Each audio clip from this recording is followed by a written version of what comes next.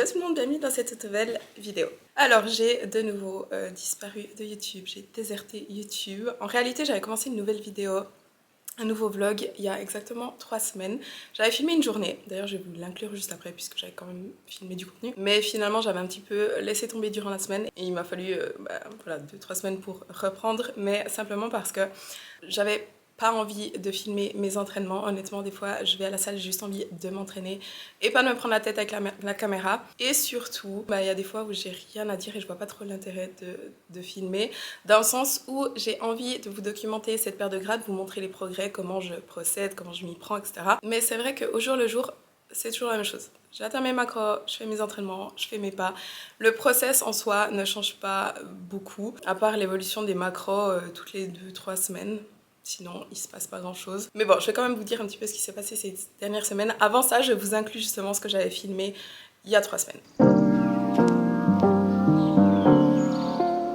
J'entre aujourd'hui dans ma cinquième semaine de déficit calorique. Donc ça fait exactement un mois que je suis en déficit calorique. Ce matin, enfin hier, donc dimanche, je suis enfin passée sous les 65 kilos. Quasiment tous les jours la semaine passée, j'étais à 65 depuis le dimanche d'avant et ça ne voulait pas descendre. Et hier, j'étais à 64,7 et ce matin, 64,6. Donc c'est bon, je suis enfin passée dans les 64 et je me sens 1000 fois mieux. 1000 fois mieux. Donc depuis le début, j'ai commencé à 67,5. Donc là, j'ai quasiment perdu 3 kilos. Mais sinon, comme je viens de vous dire, on est lundi. J'ai bossé toute la matinée. J'ai encore des check-in à faire ce soir. Mais là, j'ai besoin de bouger et de sortir de chez moi. Donc je vais aller m'entraîner et je vais aller marcher. J'ai aussi 12 000 pas à faire par jour.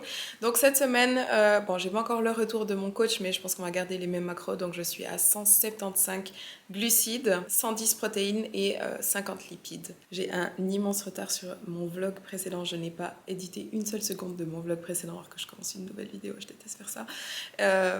Mais bon, hier, j'ai pas eu le temps parce que je suis allée surfer à Alaya Bay. C'est une piscine à vagues dans le Valais, au Valais, en Suisse. Et j'ai pas fait beaucoup de surf dans ma vie. Du coup, je suis pas bonne. Mais je suis contente parce que je me suis quand même bien améliorée. Je vais vous mettre un clip sur l'écran.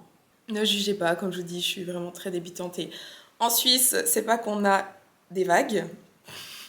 Donc les seules fois où j'ai surfé, c'était en Costa Rica et puis là il y avait quoi, une fois à Bali, mais c'était ma toute première fois que je faisais du surf, c'était à Bali. Donc voilà, j'ai pas beaucoup l'occasion de pratiquer malheureusement, mais je m'améliore et en septembre, octobre, non, je vais faire pas mal de surf parce que j'aimerais vraiment m'améliorer justement. Voilà. Alors il est 17h et j'ai fait 2800 pas aujourd'hui. Du coup je suis en train de marcher. Bon, c'est joli. Mais j'ai aucune envie d'être là et de marcher maintenant. Mais bon, mon entraînement, j'ai pas pensé une seconde à le filmer. J'ai eu relativement un bon entraînement pour dire que j'avais pas trop envie de m'entraîner aujourd'hui. J'ai fait quasiment que des machines. Et là, du coup, je fais ma stupide petite marche pour atteindre mes 12 000 pas.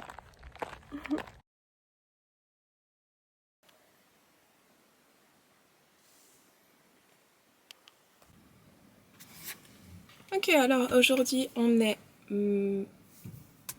jeudi. Ok, alors aujourd'hui on est jeudi, il est 9h30, je viens d'arriver à la salle, je vais aller m'entraîner, je vais faire le bas du corps assez rapidement. J'ai rendez-vous à 12h30 chez le coiffeur, enfin chez la coiffeuse, et ma coiffeuse c'est une copine, donc après on va passer l'après-midi ensemble. Donc je vais pas filmer plus aujourd'hui, mais par contre j'ai environ que 1h30, 1h30 pour m'entraîner. Je n'ai rien filmé mardi et mercredi. Mardi, je suis juste allée faire le haut du corps. J'ai rapidement fait épaule-dos.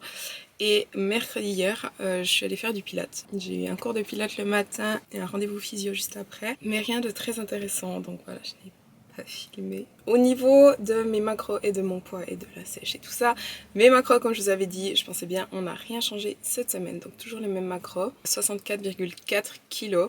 Donc je suis officiellement à moins 3 kg depuis le début de mon déficit. Là, il me reste, je pense, environ 2 kg encore. Je verrai exactement, mais je pense que j'aimerais bien descendre aux 62. Et une fois que je suis au 62, je regarde, mais je pense que 62, ça va bien m'aller. Donc j'y suis presque, ça va pas durer encore très très longtemps. Donc voilà, je vais vous montrer peut-être un ou deux exercices de mon entraînement, je sais pas encore ce que je fais.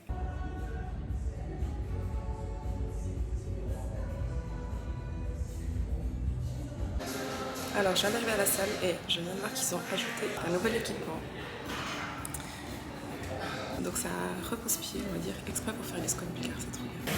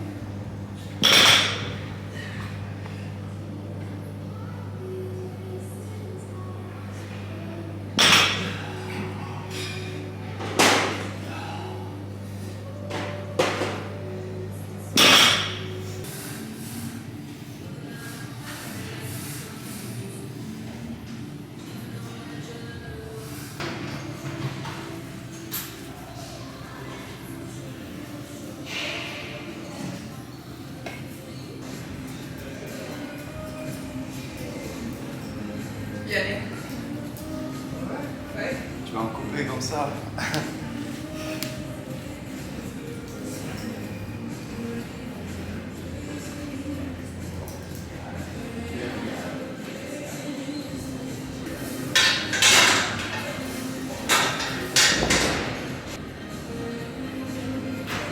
Je fais des séries de 30 de toute façon. 30. J'ai 15 kilos. T'es pas bien. Alors, j'ai fini l'entraînement. J'ai eu plus ou moins un bon entraînement. Au début, c'était la merde. En fait, j'avais un peu mal au dos. Notamment sur mes deadlifts au début quand c'était trop léger. Je pense que quand c'est trop léger, j'utilise trop le dos parce que justement c'est trop facile, j'ai pas forcément besoin de mes jambes. Et quand je mets plus lourd, là j'utilise plus mes fessiers, mes jambes, donc après ça allait mieux. Et après j'ai fait hip thrust, j'ai refait des deadlifts roumains parce que là je sentais moins mon dos et plus mes jambes. Donc voilà, j'ai fait des séries, des longues séries de deadlifts roumains à la fin en léger. Voilà, alors depuis ce jour-là que j'avais filmé, j'étais donc à 64,4 kg. Aujourd'hui, je suis à 63,3. Donc depuis, en 3 semaines, j'ai perdu un peu plus d'1 kilo. La semaine passée, honnêtement, je n'ai pas progressé. Donc j'avais déjà atteint 63,4 lundi passé. Et entre lundi et jeudi, mon poids a stagné. Et ensuite, vendredi, samedi, dimanche, je n'ai pas traqué. Vendredi, parce que j'avais une journée en famille pour le 1er août, c'est la fête nationale suisse. Et ce week-end, j'étais dans la montagne, on allait faire du bivouac. Donc je n'ai pas traqué non plus samedi et dimanche. Et du coup, je n'ai pas repris de poids, mais je n'en ai pas perdu. Donc aujourd'hui, j'étais à 63,3. Donc voilà, j'ai parfaitement maintenu. Donc on verra cette semaine comment ça évolue. En revanche, depuis la dernière vidéo, j'ai eu une augmentation des macros. Donc, comme je vous ai dit dans ma dernière vidéo, j'étais à 1600-1650 calories. Et là, semaine passée, début de semaine passée, on a augmenté. Je suis entre 1700 et 1750 calories. Au niveau de mes macros, je suis à 200 glucides, 110 protéines et 50-55 lipides. Donc depuis le début de ma perte de gras, j'ai perdu 4 kilos. J'avais commencé à 67,5 et aujourd'hui je suis à 63,3. Donc 4,2 kilos de perdu. On va descendre jusqu'au 62 et au 62 on va encore décider si on va jusqu'au 60 ou pas. Ça ce sera vraiment à voir au moment où j'y arrive. Mais voilà un petit peu des updates. Là aujourd'hui on est mardi matin, je vais aller m'entraîner. Je suis pas très réveillée. Je vais prendre un pré-workout, je vous montre tout de suite. Parce que cet après-midi je vois une copine que j'ai pas vue depuis très longtemps. Donc voilà, c'est pour ça que je vais m'entraîner le matin. Vous savez que je ne suis pas du matin pour les entraînements. Je vais aller faire les jambes. En fait je vous avoue, ah oui, il y a deux choses que je voulais dire encore. Je ne fais plus beaucoup le haut du corps en ce moment. Parce que mon dos honnêtement ça fait longtemps que je ne le travaille quasiment plus, peut-être une fois toutes les 2 semaines. Et les épaules peut-être une fois par semaine. Mais je vous avoue que le haut du corps, je trouve vraiment qu'il est suffisamment développé. Je vais vous mettre une photo sur l'écran d'une photo de mon dos la semaine passée quand je faisais des tractions. Mais j'ai pas besoin de prendre plus du haut du corps. Donc je fais principalement le bas du corps en ce moment 2 à 3 fois par semaine et une fois le haut du corps. Et la deuxième chose que je voulais vous dire, ça c'est un truc de malade pour moi. Ça fait 2 semaines et demie que j'ai réintroduit certains aliments que je ne digérais pas depuis des années. Depuis littéralement des années, j'avais fait le protocole FODMAP. Je vous avais tout documenté ici si ça vous intéresse. Tout mon parcours par rapport à mes problèmes de digestion, etc. Je vous le mets ici en haut, j'ai une playlist. Je vous avais documenté justement tout mon processus FODMAP, etc. Mais depuis ce protocole, j'avais identifié certains groupes de FODMAP justement que je ne digérais pas, notamment le mannitol et les galactanes, ainsi que le gluten et le lactose. Donc le gluten, c'est les fructanes. Galactane, mannitol, c'est tout ce qui est légumineuse. Il y a les patates douces, les champignons, les courges, les noix de cajou, enfin voilà, il y a des aliments comme ça. Et en fait, il y a 2-3 semaines, j'ai mangé du pain avec du gluten parce que on faisait des grillades chez moi, j'avais pas d'autres glucides, je me suis dit tant pis, au pire j'aurais mal au ventre. J'ai mangé du pain, 3-4 tranches, et j'ai eu aucun symptôme, aucun ballonnement, aucune douleur. Donc j'étais ok. Et du coup, je me suis dit, bah, je vais faire des tests avec d'autres choses. Donc j'ai mangé des pois chiches, j'ai mangé des patates douces, j'ai mangé des noix de cajou, et j'ai eu aucun souci de digestion, aucun symptôme. Donc je réintroduis ça. Apparemment, je le supporte, même le gluten, je mange du pain. Après, je n'abuse pas trop non plus, mais j'ai pas de problème. Je n'ai pas essayé le lactose, mais le lactose c'est un petit peu différent. C'est les gens qui ne supportent pas le lactose en général, ils vont jamais le supporter, même s'ils réparent, on va dire, leur santé intestinale. Du coup, j'ai pas testé ça, mais tout le reste, honnêtement, il y a tout qui passe. Donc, gros changement pour moi à ce niveau-là. J'ai plus besoin du tout de me prendre la tête quand je mange dehors en me disant si je mange ça, je vais ballonner, je vais avoir mal au ventre pendant 5 jours. Parce qu'honnêtement, c'était ça. Je mangeais un bout de pain, j'avais mal au ventre pendant 5 jours. Alors, comme je vous ai dit, je vais prendre un pré-workout. Je vous l'ai déjà montré, mais je vous remontre un petit peu. Je fais moi-même mon pré-workout, donc je vais vous montrer ce que je mets dedans. Ça, déjà, c'est moins cher parce que dans les pré-workouts tout fait, ils rajoutent des fillers, des poudres qui sont inutiles pour que t'en prennes plus, pour que t'en rachètes plus souvent, etc. Et aussi dans les boosters déjà faits, ils mettent des saveurs artificielles, des édulcorants, des trucs. Enfin, moi, ça me donne super mal au ventre. Voilà pourquoi je les fais moi-même. Donc, ce que je mets dedans, c'est de la L-arginine, 6 grammes, de la bêta-alanine, 2,5 grammes environ. N'en mettez pas trop parce que c'est ce qui donne cet effet de picotement. Vous savez, des fois le visage, les mains, etc. qui piquent. Donc si vous en mettez trop, je vous assure que c'est vraiment pas agréable du tout. Et de la citrulline, citrulline malate, là environ 6 grammes. Et si vous entraînez le matin ou début d'après-midi maximum et que vous voulez vraiment un coup de boost au niveau de l'énergie, rajoutez aussi de la caféine. Ça c'est bien, si vous entraînez le soir, vous pouvez ne pas en mettre. Donc ça c'est des caps de 200 mg, je mets environ un quart de capsule, voire une demi, j'en mets pas une entière. Honnêtement, je le fais vraiment pas souvent, je le fais vraiment en général quand je m'entraîne le matin et que je suis pas réveillée ou quand vraiment je suis fatiguée, mais je dirais que si je le fais 2 ou 3 fois par mois, c'est beaucoup, donc très rarement. Après, il n'y a pas de problème à le faire plus souvent, c'est juste que vous allez un petit peu vous accoutumer à la caféine, mais c'est pas différent de si vous buvez du café, donc voilà.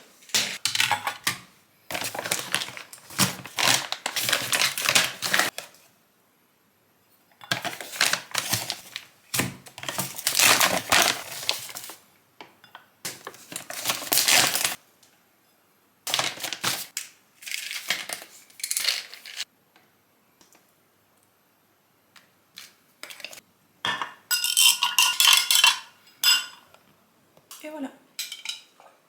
Après, je vais pas vous mentir, c'est pas bon. C'est pas bon, il n'y a pas de bout, il n'y a pas de sucre. Alors, faut que je me dépêche un peu.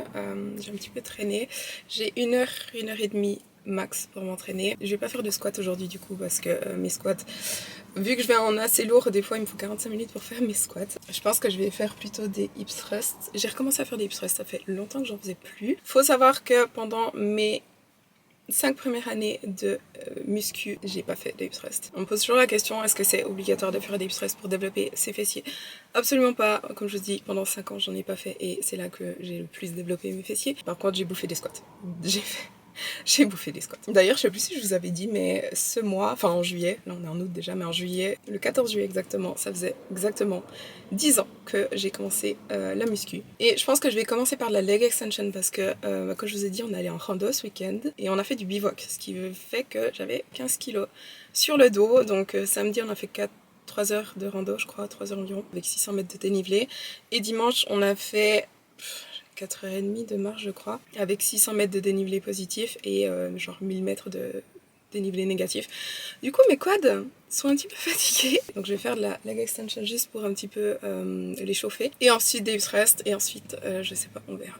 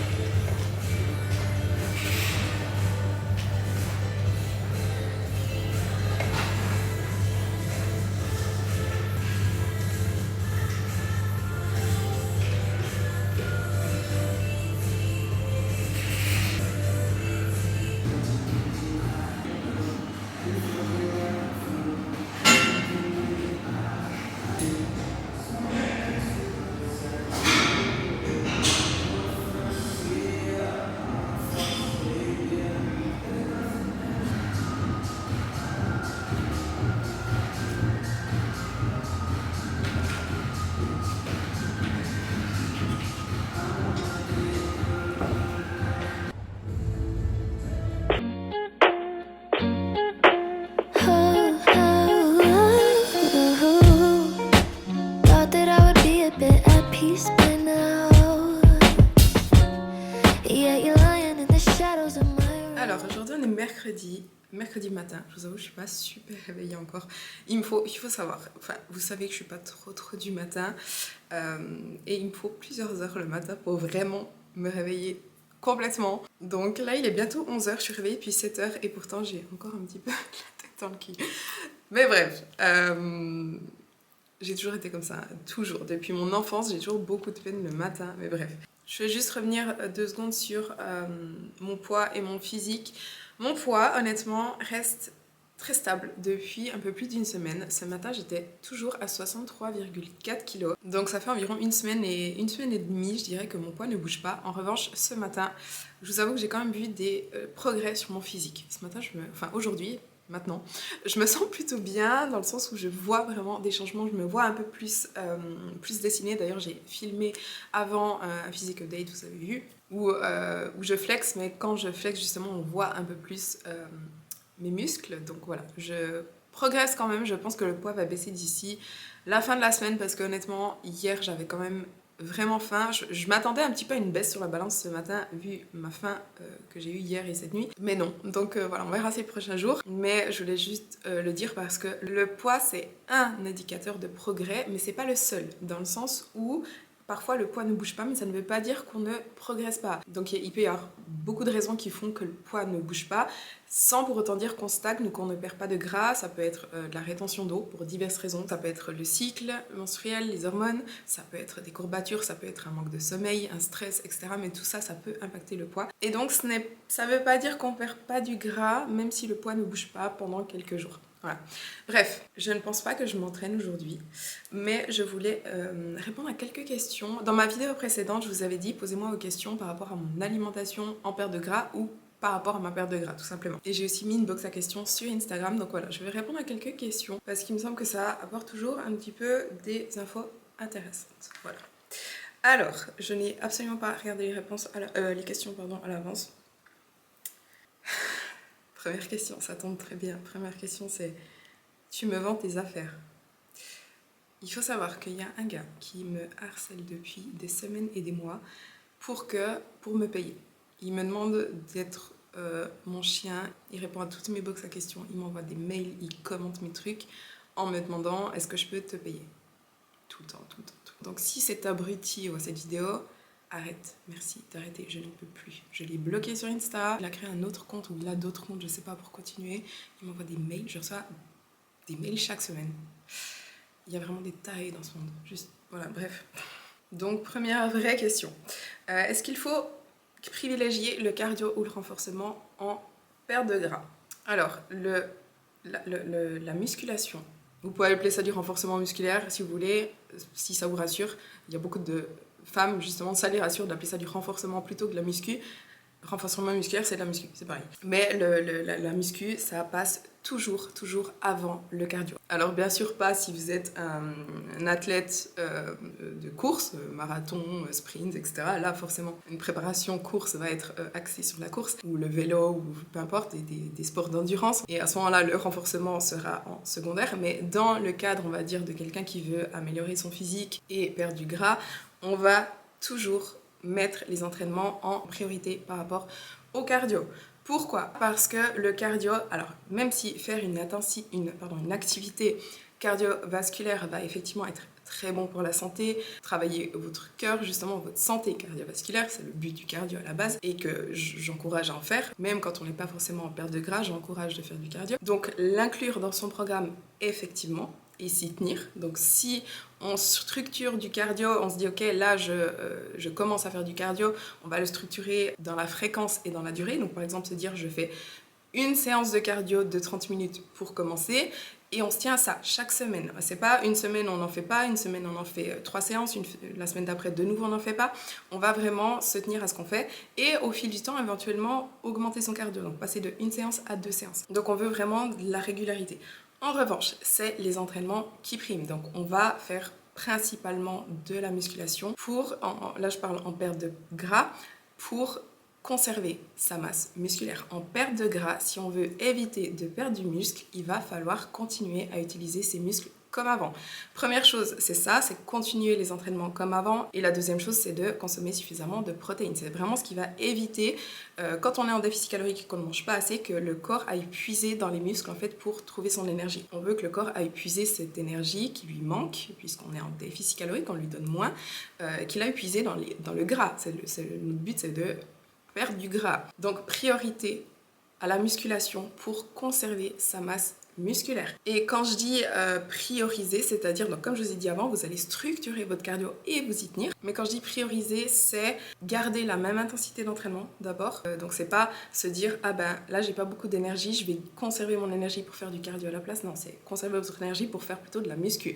Et du coup, par rapport à ça, c'est toujours faire votre cardio à la fin de votre entraînement ou les jours de repos, mais ne jamais faire votre cardio avant vos entraînements. Parce que justement, le cardio, vous allez vider toute votre énergie en faisant du cardio et ensuite vous n'aurez plus d'énergie, plus de force pour vos entraînements, donc de moins bonnes performances. Et si vous avez de moins bonnes performances, vous allez moins, vos muscles vont travailler moins qu'avant, donc une réduction peut-être du volume d'entraînement, donc moins de séries, moins d'exercices peut-être, soulever moins lourd. Et donc c'est ça que j'entends vraiment par mettre le focus sur l'entraînement, c'est garder vos mêmes perfs qu'avant, essayer de continuer à appliquer une surcharge progressive, faire tous vos exercices, toutes vos séries, faire votre entraînement d'abord et mettre le cardio à la fin ou à part, mais vraiment faire en sorte de continuer la muscu comme avant et avec suffisamment d'intensité. Donc voilà, ce qu'on veut, encore une fois en perte de gras, c'est d'utiliser le cardio comme outil pour augmenter ses dépenses, brûler plus de calories, mais ce qu'on veut vraiment en perte de gras, c'est continuer à développer sa masse musculaire ou au moins maintenir sa masse musculaire pour perdre du gras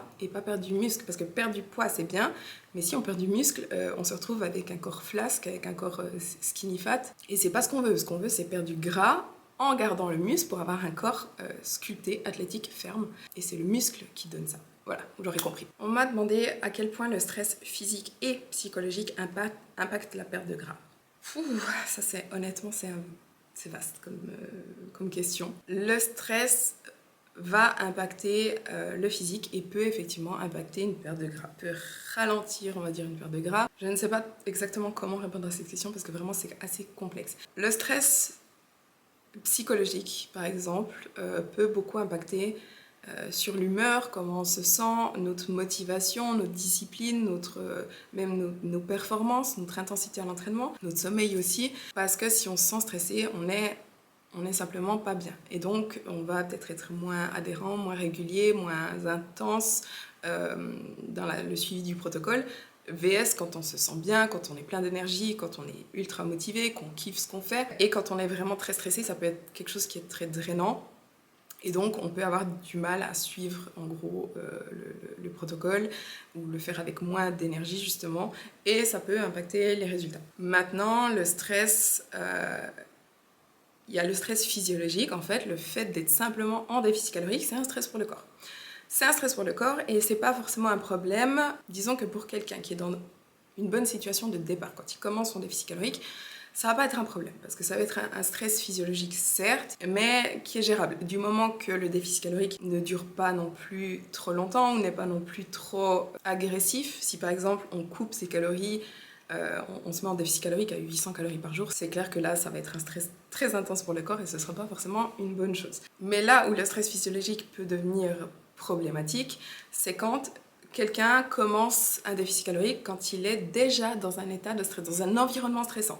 Ça peut être justement un stress psychologique, ça peut être un stress au travail, des relations, etc. Ça peut être une mauvaise relation avec la nourriture, qui est aussi un stress. Donc en gros, si quelqu'un est déjà dans un état de stress chronique, on va dire, et qui par-dessus rajoute encore un déficit calorique, là, ça rajoute encore un facteur de stress supplémentaire pour le corps, et là, ça peut réellement être mauvais. Ou on a encore le stress physique, qui rejoint aussi un peu le stress physiologique, mais là, c'est plus un surplus pour le corps, dans le sens où le corps est épuisé, donc peut-être trop d'entraînement, trop de cardio, pas assez de sommeil, pas assez de récupération. En fait, c'est entre la balance dépenses et récupération, enfin la balance dépenses-récupération est déséquilibrée. On en fait trop, on récupère pas assez, et là c'est vraiment un stress physique qui va impacter le stress physiologique, le fonctionnement du corps, on va dire. Mais tous ces stress-là, oui, si ces stress sont trop élevés et surtout de façon prolongée ou de manière constante, donc quelqu'un qui est constamment stressé, donc dans un état de stress chronique, ça va impacter négativement le corps et toutes les fonctions du corps. C'est-à-dire que la personne sera constamment, le système nerveux sympathique, donc c'est la branche fight or flight du système nerveux qui va être constamment activé, et le système nerveux parasympathique, qui est plutôt le rest and digest, là où le corps justement se régénère, sera complètement shut down, sera éteinte, et en fait le système nerveux ne va pas être capable de passer d'un état à l'autre. Ce sera simplement l'état fight or flight, constamment activé. Donc ça, c'est des personnes qui sont justement, comme j'ai dit, constamment stressées, mais qui certains symptômes, ça peut être trouble du sommeil, donc incapacité à s'endormir, des réveils durant la nuit, etc. Ça peut être le cœur qui bat très très fort, constamment. Ça peut être des problèmes de digestion, ça peut être se sentir nerveux tout le temps, ne jamais être capable de se relaxer, de relâcher, de déconnecter. Ou alors quand ils essayent de se relaxer, ils pensent à plein de choses et ils sont jamais capables en fait de se sentir serein, de se sentir tranquille. Il y a même d'autres personnes qui sont chroniquement stressées mais qui ne le remarquent même pas. Je suis en train de me perdre un petit peu. Mais en gros, quand on est dans cet état de stress chronique, et encore une fois, ça peut être stress psychologique, ça peut être stress physiologique, ça peut être stress physique, ça peut être un mix de tout ça. Le corps, ce qui se passe, c'est que il fonctionne plus correctement. On produit trop de cortisol. Attention, le cortisol, c'est une hormone qui a vraiment mauvaise réputation. On commence de tout mettre sur le dos du cortisol. Le cortisol est nécessaire au corps aussi. Hein. On a besoin de cortisol notamment le matin pour avoir de l'énergie, pour se réveiller, etc. Mais un cortisol qui est constamment, chroniquement élevé, c'est là que ça devient mauvais. Ça va impacter l'axe HPA, donc le hypothalamo-hypophyso-surrénalien, qui est donc le système qui va réguler justement les hormones du stress. Donc le cortisol, le rythme circadien, l'inflammation, la glycémie, la pression artérielle, etc.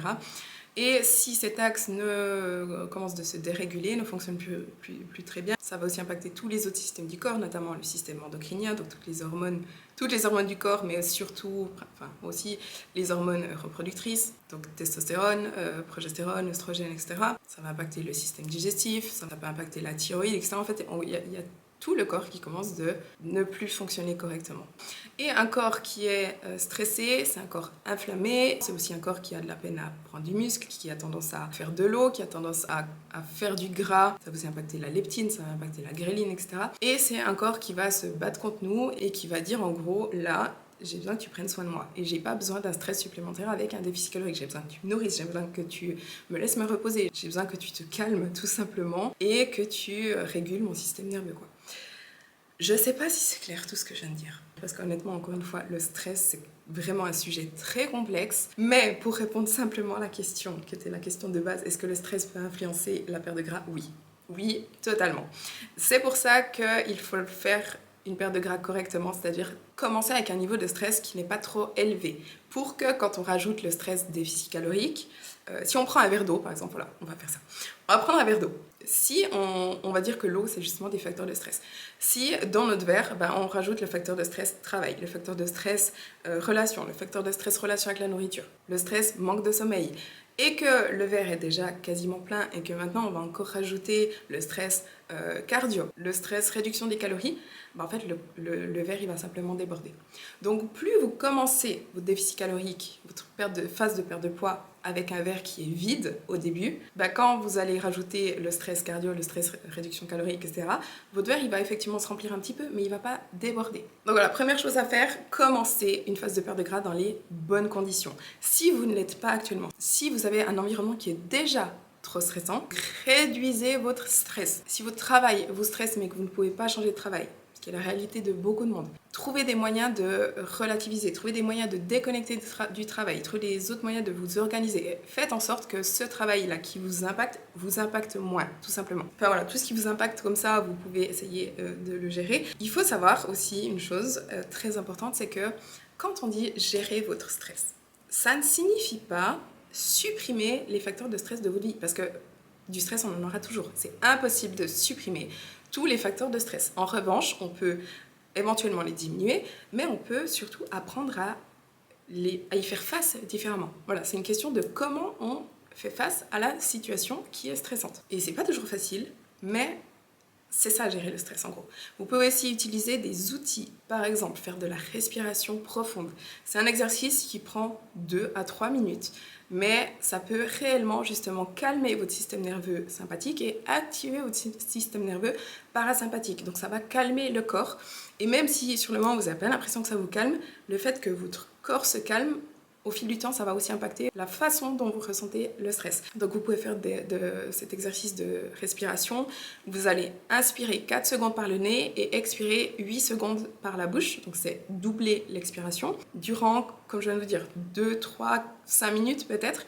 Et faites-le plusieurs fois par jour. Faites-le le matin, faites-le à midi, faites-le le soir, faites-le après le travail pour déconnecter, ou faites-le dès le moment où vous vous sentez stressé, vous sentez de l'anxiété. Mais c'est à force de le faire que ça va aider votre corps. Vous pouvez aussi écrire. Écrire, ça aide énormément parfois à se vider, à s'exprimer, à dégueuler, on va dire, nos émotions, nos pensées, à prendre du recul, à faire le point, à planifier, etc.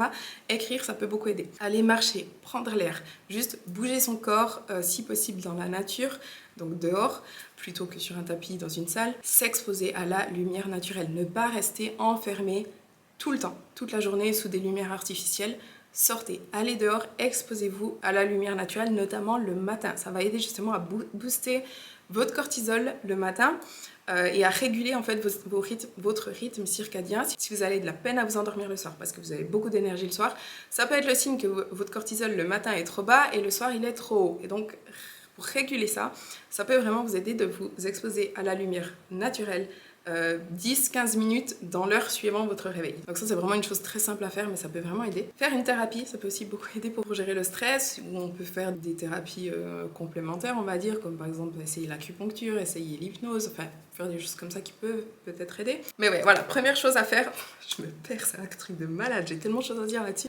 Première chose à faire, donc s'assurer de commencer son déficit calorique, sa phase de perte de gras, avec un niveau de stress qui n'est pas trop élevé à la base. Pardon, j'ai encore oublié une chose par rapport à ça. Ça peut être aussi améliorer sa relation avec son corps, son image corporelle, mais aussi sa relation avec la nourriture. Si vous commencez un déficit calorique en ayant déjà une relation conflictuelle avec la nourriture ou même des TCA, il faut d'abord vous occuper de ça. Vous n'allez pas réussir à faire un déficit calorique si vous avez des problèmes avec l'alimentation. Et au niveau physiologique, ça peut aussi être si vous ne mangez pas assez. Si vous ne mangez pas assez actuellement, c'est déjà un stress pour le corps et vous n'allez pas pouvoir entrer en déficit calorique maintenant. Donc ça peut être prendre plusieurs mois en premier pour gérer son stress, diminuer son stress justement, et ça peut être aussi prendre plusieurs mois pour augmenter ses calories dans un premier temps et guérir sa relation avec la nourriture.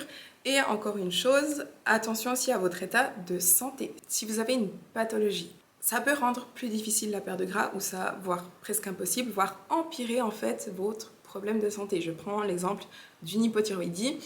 Une hypothyroïdie, entrer en déficit calorique en hypothyroïdie, ça peut juste empirer l'état de votre thyroïde et rendre très très difficile la perte de gras. Donc attention à tout ça. Assurez-vous que votre niveau de stress est bas avant de commencer un déficit calorique, que votre état physiologique est bon au niveau de vos apports, au niveau de votre métabolisme, au niveau de votre état de santé. Faites des tests, des prises de sang avant, si vous n'êtes pas sûr, pour commencer avec un niveau de stress le plus bas possible quand vous commencez votre déficit calorique. Maintenant, quand vous êtes en déficit calorique, comme je vous ai dit encore une fois, un déficit calorique c'est une source, un facteur de stress. Il y a des choses que vous pouvez faire pour diminuer ce stress en déficit calorique. C'est-à-dire, première chose, ne pas trop réduire vos calories. Si vous mettez à 800 calories par jour, le stress sera énorme pour votre corps. Donc assurez-vous d'avoir un nombre de calories, un apport calorique intelligent, on va dire. Intelligent par rapport à votre niveau de départ, par rapport à votre objectif, par rapport à votre physiologie, à votre métabolisme à vous. Je ne peux pas vous dire un minimum ou un maximum, voilà. Mais juste assurez-vous de ne pas trop réduire de façon drastique vos calories. Ayez une répartition des macros qui est là encore une fois intelligente et adaptée, voilà. Assurez-vous de ne pas faire trop de sport, dans le sens où suffisamment d'entraînement, suffisamment intense, ça va être nécessaire. Faire du cardio, ça va probablement être nécessaire. Faire un nombre de pas minimum, ça va probablement être nécessaire. Mais il n'y a pas non plus besoin d'en faire trop. Et encore une fois, ça rejoint cet équilibre entre activité physique et récupération. Donc, si vous en faites trop et que vous ne récupérez pas assez, votre corps vous allez aller au surentraînement. Voilà, surentraînement qui peut amener à un burn-out sportif principalement. Un burn-out, c'est justement un niveau de stress trop élevé. Donc structurez intelligemment vos entraînements, votre cardio, etc. Et aussi assurez-vous de récupérer correctement. C'est-à-dire première chose, le plus important de tout ce que je viens de dire là, je pense, votre sommeil. Votre sommeil, si vous ne dormez pas assez, ça va impacter tout le reste. Si votre corps ne dort pas, il ne va pas pouvoir faire un travail de régénération des cellules. Si vos cellules ne se régénèrent pas correctement, ça va impacter tout le reste. Et non seulement au niveau physiologique, au niveau de votre corps, mais aussi au niveau de votre tête, au niveau de votre humeur, au niveau de votre motivation, au niveau de votre volonté, au niveau de votre bien-être. Vous n'allez pas vous sentir bien tout simplement. Vous aurez faim et ça peut encore une fois apporter des problèmes de santé. Donc vraiment, dormez. Faites aussi suffisamment de jours de repos. Enfin voilà, ça se rejoint au programme correctement structuré. Mais oui, ça c'est... En fait, tout ça, ça fait de la partie de la gestion du stress. Et pour terminer, parce que je pense que j'ai assez parlé, la réponse à la question c'est oui, le stress peut impacter la perte de gras. Il y a des manières de le gérer. Il ne faut pas faire n'importe quoi, n'importe comment. Et c'est aussi pour ça que c'est très très utile souvent d'avoir un coach. C'est parce que c'est le coach qui se rend compte du niveau de stress dans lequel vous êtes et qui peut vraiment adapter le protocole à ça et vous guider pour ne pas vous amener justement à un niveau de stress qui est tellement haut que vous n'avez pas de résultat, que vous avez des conséquences sur votre santé et que éventuellement vous allez quasiment jusqu'au burn-out. J'ai parlé pendant beaucoup trop longtemps. Caroline, j'espère que cette réponse répond à ta question. Ensuite, on m'a demandé que faire en cas de stagnation de 3 semaines durant un déficit. Comme je vous ai dit avant, ne pas voir le poids descendre, c'est pas forcément une stagnation. Du moment que vous voyez des progrès au niveau de votre physique, donc comment vous voyez dans le miroir, au niveau de comment vous vous sentez dans vos vêtements, au niveau des photos, au niveau de vos mensurations, etc. Maintenant, si vraiment tout stagne, absolument tous les indicateurs de progrès stagnent, il y a plusieurs choses que vous pouvez faire. La première chose, c'est une réduction du stress. Du stress induit par le déficit. Donc première chose à faire, une diet break. Une diet break, ce n'est pas je mets en pause mon déficit calorique et je bouffe tout ce que je veux pendant une semaine, pas du tout. C'est une simple, légère augmentation des macros durant 1 voire 2 semaines, où on retourne plutôt à maintenance. Donc si vous êtes dans un déficit de environ 20%, vous rajoutez ces 20% à vos calories. Donc c'est pas une très très grosse augmentation, mais c'est une petite augmentation qui peut permettre au corps de se dire ok, là j'ai moins de stress. Et durant cette semaine de diet break, ce qu'on peut faire en même temps aussi, c'est réduire le cardio. Généralement, moi j'aime bien diviser le cardio quasiment par 2. Ça dépend de la quantité de cardio que vous faites, mais si, disons que ça fait longtemps que vous êtes en déficit et que vous faites beaucoup de cardio, vraiment essayez pendant 1 semaine de augmenter vos calories, diminuer votre cardio pour réduire le stress et donc réduire l'inflammation et laisser une petite pause au corps. Ce que ça va faire aussi, c'est que ça va vous redonner de l'énergie. De l'énergie physique, vous aurez plus d'énergie, donc vous allez peut-être plus bouger au quotidien, vous aurez un retour de motivation pour vos entraînements, vous aurez de meilleurs entraînements. Et ces 2 choses, ça peut vraiment aider à relancer la perte de poids. Outre une diet break, vous pouvez aussi simplement faire un refeed, donc 1 ou 2 jours où là aussi, encore une fois, vous allez augmenter les macros, cette fois principalement augmenter les glucides, donc quasiment doubler vos glucides pendant 1 ou 2 jours, réduire un petit peu les protéines et les lipides pour ne pas non plus exploser votre total calorique. Mais peut-être que déjà, commencez, en fait je l'ai dit dans le mauvais sens, commencez d'abord par faire un refeed de 1 ou 2 jours. Moi j'aime bien faire 2 jours de suite et regardez ce qui se passe les jours après. Et si après 2-3 semaines il n'y a toujours rien qui bouge, là faites une diet break. Si après avoir utilisé ces 2 outils, il n'y a toujours rien qui se passe, ce qui m'étonnerait honnêtement, je pense qu'en faisant ça déjà ça va décoincer quelque chose. Mais si vraiment c'est simplement que votre métabolisme s'est adapté, et là il faut faire un changement dans votre protocole, c'est-à-dire une diminution des macros ou une augmentation du cardio, ou un peu des 2. Réduire un petit peu les macros, augmenter un petit peu le cardio ou augmenter vos pas. C'est pas forcément que du cardio structuré, de la course, du vélo, du rameur, du stairmaster, mais ça peut être simplement augmenter vos pas aussi pour continuer justement à avoir une progression. Ensuite, on m'a demandé, est-ce qu'on doit se forcer à atteindre nos macros si on n'a pas faim en déficit calorique? Oui. Honnêtement, oui. Les macros, plus vous êtes régulier et constant, plus vous aurez des résultats. Si vous n'atteignez pas vos chiffres et que vous faites des choses différentes, le problème c'est que si vous ne progressez plus, vous ne savez pas ce que vous étiez en train de faire et vous allez apporter des changements et il ne va rien se passer parce que les changements que vous avez apportés, ne change rien par rapport à ce que vous faisiez déjà parce que vous ne respectez pas ce que vous faisiez. Je sais pas si ça fait du sens, mais si, on va dire, vous n'avez pas faim et vous n'atteignez pas vos macros, votre rapport calorique est plus bas que votre rapport théorique. Donc en théorie, vous devez manger tant, mais en réalité, vous mangez moins. Et le jour où vous allez baisser vos macros théoriques, en réalité, ils vont matcher avec ce que vous faisiez déjà. Donc vous n'allez pas avoir de changement parce que vous ne savez pas ce que vous faisiez avant. Je ne sais pas trop si c'est clair. Mais voilà, en gros, respectez vos macros, même en déficit calorique, même si vous n'avez pas faim. Le but en déficit calorique, c'est toujours de garder les macros les plus hauts possibles. Donc atteignez-les. Atteignez-les quand même. Ensuite, on m'a demandé, as-tu encore besoin de compter malgré plusieurs expériences de déficit? Oui, absolument. Absolument, parce que honnêtement, ça m'arrive très souvent de mettre mes repas dans mon application, de me dire ok, aujourd'hui je vais manger ça, ça, ça, je remplis tout dans mon appli en me disant environ ce que je vais manger, et en le faisant intuitivement comme ça, j'arrive quasiment exactement au macro que je dois atteindre, parce que justement l'expérience.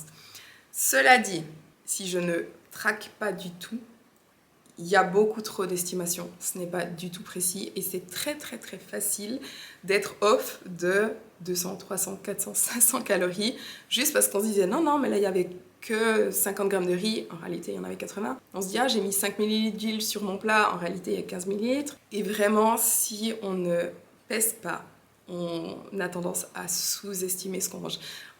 C'est prouvé que les gens ont tendance à sous-estimer de 50 à 80% leurs apports caloriques. 80%, c'est énorme. Donc les personnes souvent qui disent mais moi je mange pas beaucoup, je pense que je suis environ à 1600 calories par jour, le jour où elles traquent, elles pèsent effectivement ce qu'elles mangent, elles remarquent qu'elles sont plutôt vers les 2008-3000. Et ça, c'est des choses que j'ai réellement souvent vues. Parce que les gens sous-estiment les sauces, l'huile, enfin le gras, les lipides, les quantités de glucides. C'est j'ai juste mangé 2 petits toasts, mais en réalité, il y avait 40 grammes de beurre de cacahuète dessus. Enfin voilà, de manière générale, on sous-estime vraiment beaucoup nos apports, y compris quand on a beaucoup d'expérience. Donc oui, même avec mon expérience, je dois traquer pour m'assurer de ne pas exploser mes calories. Ensuite, quelqu'un a dit, ça fait un moment que j'essaie de perdre du gras, mais rien ne fonctionne, que faire? Alors, honnêtement, je ne peux absolument pas répondre comme ça parce que je ne sais pas ce que tu as fait justement. Mais si quelqu'un ne perd pas de gras, généralement, c'est simplement qu'il n'est pas en déficit calorique. Donc oui, il y a beaucoup de facteurs qui entrent en compte dans un déficit calorique, y compris, encore une fois, le stress, l'état de santé, les hormones, etc. Mais ça reste un fait que pour perdre du poids, on doit être en déficit calorique. C'est même pas, on ne peut pas remettre en question ça. C'est un fait. Ceux qui disent que c'est pas qu'une question de calories, c'est comme s'ils disaient la Terre est plate. Donc dire j'ai tout essayé, qu'est-ce que ça signifie exactement?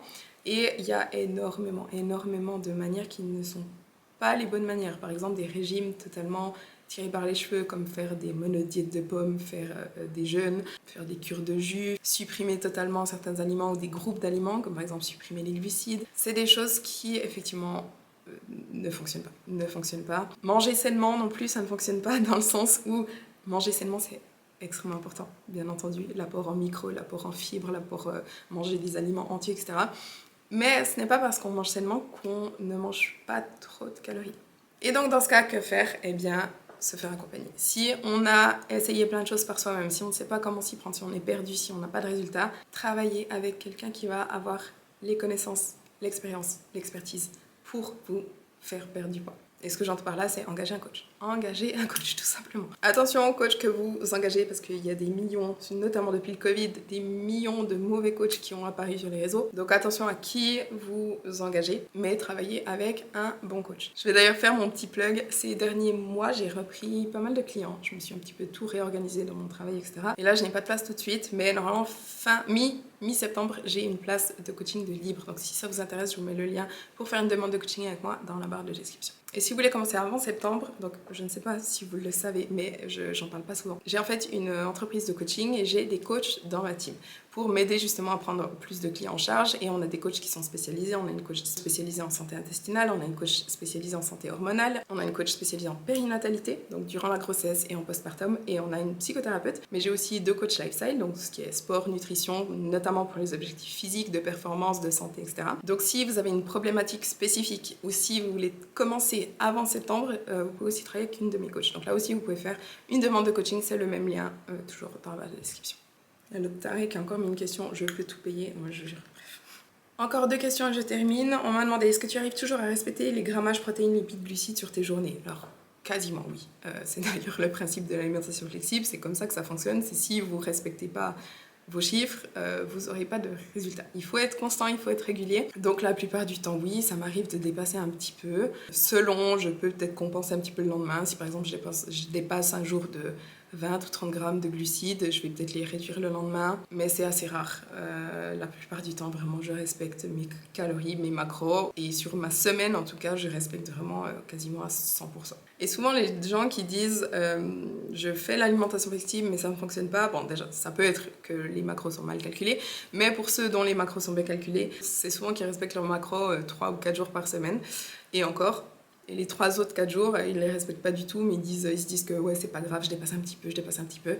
Mais au total, ben, j'ai un petit peu dépassé, ben, ça fait des gros dépassements sur la moyenne de la semaine.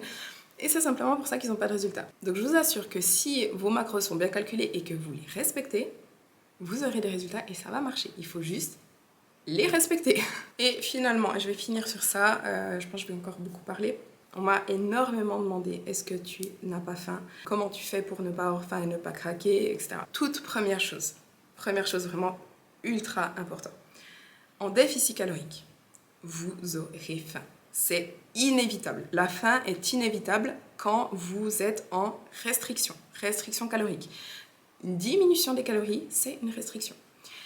Vous donnez à votre corps moins que ce qu'il a réellement besoin, puisque vous voulez qu'il aille puiser son énergie dans le gras à la place pour justement faire fondre votre gras. Et votre corps, il va se battre. Il va se dire, non mais là, tu ne me donnes pas assez à manger.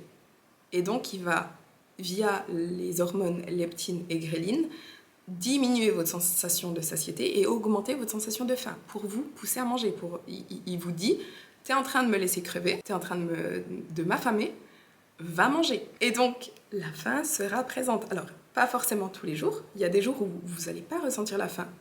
Il y a des jours où vous aurez extrêmement faim, mais la faim, à un moment ou à un autre, sera présente. Et plus vite vous comprenez ça, et plus vite vous acceptez ça, plus ce sera facile de gérer lorsque la faim est présente, justement. Maintenant, bien entendu, il existe plein de moyens de diminuer cette sensation de faim. La première chose, c'est de bien répartir vos repas sur la journée, manger régulièrement durant la journée, ne pas passer des heures et des heures sans manger. Vous assurez un apport en protéines à chaque prise alimentaire. Vous assurez un apport suffisant en fibres. Mangez des aliments volumineux, donc des aliments qui vont remplir beaucoup votre assiette pour pas beaucoup de calories. Restez aussi bien hydraté, boire beaucoup. Moi, ce qui m'aide souvent, c'est boire du Coca Zéro. Ça me satisfait avec quelque chose qui est sucré, qui est gazeux, sans calories. Et si la faim est vraiment beaucoup trop élevée, ça peut être aussi que vous avez trop réduit vos calories. Il faut que vos macros restent quand même réalistes. Alors, pas facile. Je l'ai dit 1 million de fois, mais une perte de gras, ce n'est pas facile. Ce qu'on voit sur les réseaux, c'est toujours une perte de gras, c'est cool, on perd du poids, son physique s'améliore, etc. Oui, ok. Mais une perte de gras, ce n'est absolument pas fun. C'est vraiment pas fun du tout. Donc, des macros qui permettent de perdre du poids et qui ne sont pas forcément faciles, mais pas non plus qui sont absolument impossibles à tenir. Donc, si vous craquez régulièrement, ça peut être aussi le signe que vos macros sont réellement trop bas. Mais après, il faut aussi justement accepter l'inconfort, accepter que ça va pas être fun pendant un petit moment. C'est temporaire. Rappelez-vous toujours que c'est temporaire. Mais si vraiment vous voulez atteindre votre objectif, si vraiment vous voulez perdre du gras, il va falloir embrace cet inconfort. Et oui, ça craint, je vous avoue, ça craint. Mais il faut aussi au bout d'un moment avoir un minimum de volonté et se dire, ok, là, je respecte mon plan. Et respecter la promesse que vous êtes fait à vous-même d'entrer en déficit calorique et de tenir et de respecter vos macros et de le tenir suffisamment longtemps pour avoir des résultats et atteindre votre objectif. Et encore une chose, j'ai aussi une très bonne relation avec la nourriture. J'ai aussi augmenté mes macros durant 8 mois avant d'entrer en déficit calorique. Parce que justement, si on entre en déficit calorique alors qu'on a déjà une relation conflictuelle avec la nourriture et qu'on ne mange pas assez et qu'on pense déjà tout le temps à la nourriture et qu'on a déjà tout le temps faim, quand on va encore plus réduire ses calories, ça va amplifier en fait tout ça. Donc moi, ce que j'ai fait, c'est que pendant 8 mois, j'ai augmenté mes macros le plus possible. Et maintenant que je suis en déficit calorique, c'est beaucoup plus simple pour moi de respecter mes macros parce que justement, je mangeais beaucoup, vraiment beaucoup, avant d'entrer en déficit calorique. Donc pour faire simple, Bien sûr que j'ai faim la plupart du temps, mais je pense que j'ai suffisamment de volonté pour ne pas craquer. Je sais que mon objectif est plus important pour moi et que c'est quelque chose qui est temporaire. Je ne vais pas me restreindre à vie. Mon protocole est intelligemment et correctement établi. Je fais pas n'importe quoi, n'importe comment. J'ai une très bonne relation avec la nourriture et j'ai pris le temps d'augmenter mes calories le plus possible avant d'entrer en déficit calorique. Et tout ça, c'est ce qui me permet de justement réussir ma part de gras et de le faire dans les bonnes conditions. Et encore une fois, c'est pour ça que c'est aussi important d'être suivi par un coach pour faire les choses correctement et pas n'importe quoi, n'importe comment, n'importe quand. La plupart de mes clientes, honnêtement, qui veulent perdre du poids ne sont pas prêtes à perdre du poids. Et donc, je passe beaucoup de temps avant de les mettre en déficit calorique, à les préparer, à mettre les bases en place, à augmenter les calories, à améliorer leur relation avec la nourriture, etc., pour qu'elles soient prêtes, pour qu'elles aient le plus de succès lorsqu'elles entrent en déficit. Voilà, j'ai beaucoup parlé. Je vais terminer ici. Il y a encore quelques questions, mais honnêtement, ça devient un peu long. Donc j'espère que c'était intéressant, j'espère que c'était clair, j'espère que je ne suis pas trop partie en couille. Et si vous avez encore des questions, n'hésitez pas à me les mettre dans les commentaires. Si vous voulez rebondir aussi sur des choses que j'ai dit, mettez-les en commentaire, ça me fait toujours plaisir de lire ce que vous avez à dire. Alors je viens de me faire manger, je vais juste vous montrer ce que je me suis fait. Donc j'ai du riz avec des crevettes que j'ai cuit avec du curry et de l'ail, du poivron, et dessus j'ai mis de l'huile, de lin, du sel et du persil. Et c'est vrai que c'est à ça que ressemblent honnêtement la plupart de mes repas. C'est des légumes, des protéines, des glucides, une matière grasse. Mais c'est vrai que si vous me suivez sur Instagram, je montre assez souvent, enfin je montre quasiment que des trucs un peu plus fun, comme je sais pas moi, des tartines de beurre, des brownies. J'ai fait des brownies la semaine passée, c'était incroyable. Je vous ai mis la recette sur Insta, d'ailleurs je vous la mets dans la barre de la description si vous voulez aller voir. Mais bref, on dirait que je mange que des trucs fun comme ça, mais la réalité, voilà, c'est que mes repas ressemblent la plupart du temps à ça. Et d'ailleurs, ça me fait penser à une chose que j'ai oubliée dans ma dernière question juste avant.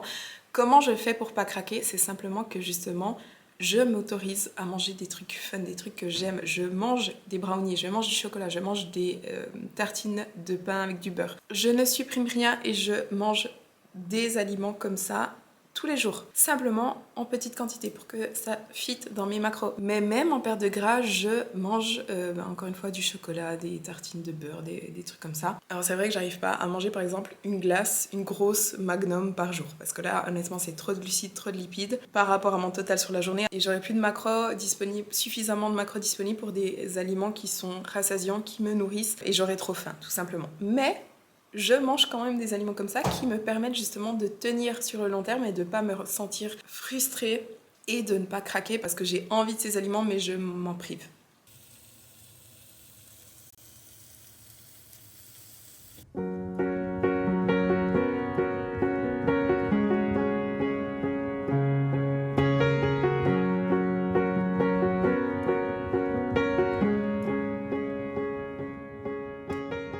Alors aujourd'hui on est jeudi, il est 15h, je viens d'arriver à la salle, je vais m'entraîner, je vais faire le haut du corps. Autant dire, ça sera pas une très grosse séance. Ce matin j'ai eu des calls clients, je suis allée chez ma physio et surtout ce matin, j'ai atteint le haut poil plus bas, je suis enfin passée sous les 63, je suis à 68. Je savais que ça allait arriver parce que vraiment quand j'ai faim comme ça, je sais qu'il y a un drop qui arrive. Directement je passe de 63,3 à 62,8, donc vraiment un petit drop comme ça. Mais bref, je vais terminer cette vidéo ici parce que je pense qu'elle est assez longue, notamment avec tout ce que j'ai parlé hier. Je pense pas que j'ai filmé ma séance aujourd'hui. Mais en tout cas j'espère que cette vidéo vous a plu. Si c'est le cas, n'oubliez pas de liker la vidéo, de vous abonner à ma chaîne si ce n'est pas encore fait. Et on se voit dans la prochaine vidéo. Ooh,